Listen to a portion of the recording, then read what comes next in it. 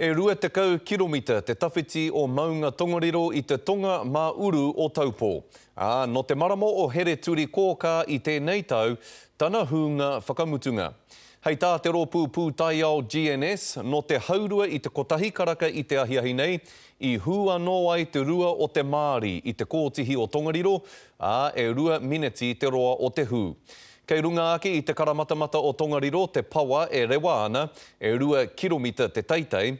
He ai hoki ki ngā pūrongo, ko tahi rau ngā tāngata i runga i te maunga i te wā i hūai, he tamariki he pakeke anō hoki rātau.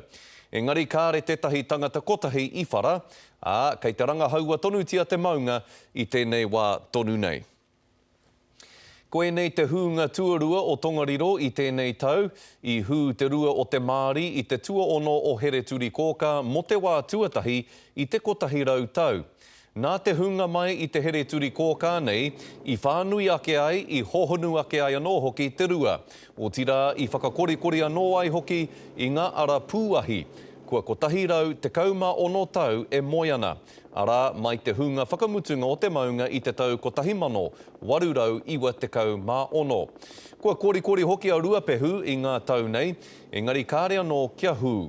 Hei tā GNS i tērā wiki ahakoa te tūtata o Ruapehu rāua ko Tongariro, e hari i te mea e hū ana tētahi nā te mea koera te mahi a tērā atu. Hioi i tēnei wā e te iwi, kei te whakawhiti atu tātou ki a Irena Smith i tō mātou taiwhanga karere i Tāmaki Makaurau. Irena. Kei te atama taki te iwi kāinga i ngā maunga o Ruapehu me Tongariro. I nā tata nei i kōrero ai māua ko Bob Smith o Ngātihi Kairo. I ki te rāia i te pahūtanga i roto o roto waira. Kei te raki o te maunga o Tongariro. Basically what it looks like is that it has had I suppose Tongariro has had a big cough. It's got the ash out. There's a ash cloud that's just sitting, circling around Lake Rotoaira at the moment, just starting to fall. But on the northeastern side of Tongariro, there's still a bit of ash there to come down. It looks like it's kind of gone back to just steam driven now. So just steam coming out, not so much ash. Irena, hea e tahi atu tai pito kōrero a te haukainga mo te hūnga nei? E ai kia Bubs nā tēnei pahū kua whakawātea hia te ara e putai te wera i te maunga. Ko te mea oho rerepia, ko te maunga o Ruapehu kē tērā i te ātama taki hia i ngā wiki e rua, kua hepa.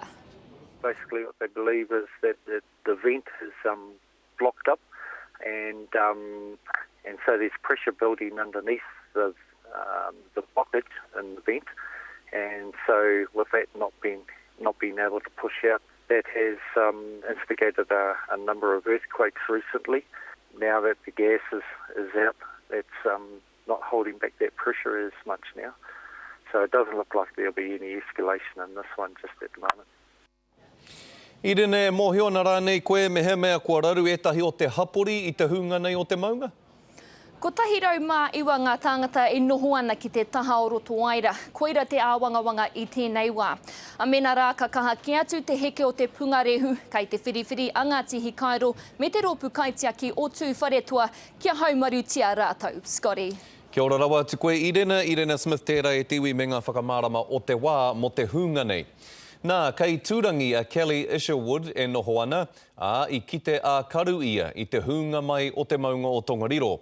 Ka tahi anō ia, ka kōrero mai kia mātou o te karere. It was probably a couple of hours ago, we just saw a big cloud of smoke and then heard some cracking and like lightning. But we're just at Opotaka, where the island is, Motuopuhi, and we're just watching it from here and just watching the spectacular view that we have here of Tongariro or Te Māori blowing.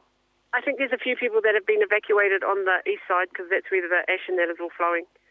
But as far as I know, where our settlement is, nobody's moving, nobody's doing anything. But we've seen a few police cars and fire brigade and that driving around, and there's a roadblock at Rangipo turn-off. And just decided to get in our cars and go for a closer look. And it's amazing what we're looking at right now.